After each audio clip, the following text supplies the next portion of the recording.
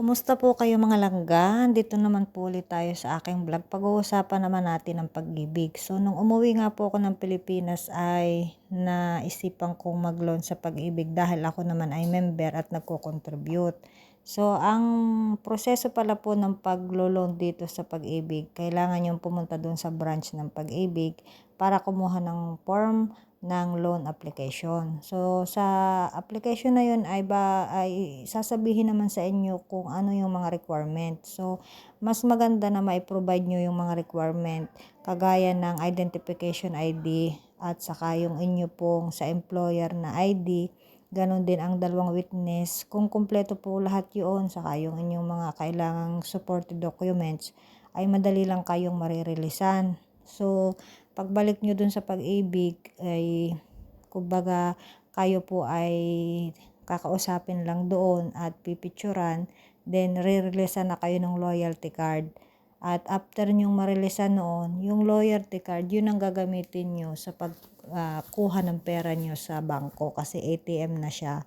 So, ang paglulon pala po dito ay didepende sa inyong contribution. Kung kayo ay tuloy-tuloy ang hulog, malaki yung malulon nyo. Kung naman patigil-tigil, ang babalyuhan lang niya ay yung inyong last na payment.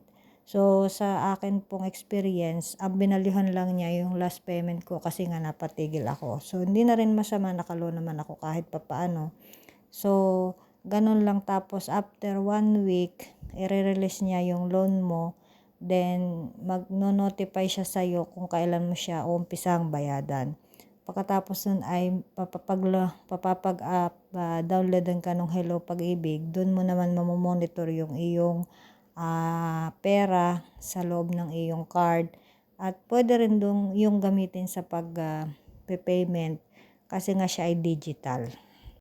So, yun yung kagandahan ng pag-ibig ay nakakalo naman pala. Hindi man malaki ay at least makakatulong. Tapos, hindi siya mabigat sa paghulog kasi hindi naman din kalakihan yung hulog kung hindi din naman malaki yung aking na-loan. So, kumbaga, kaya lang ng bulsa.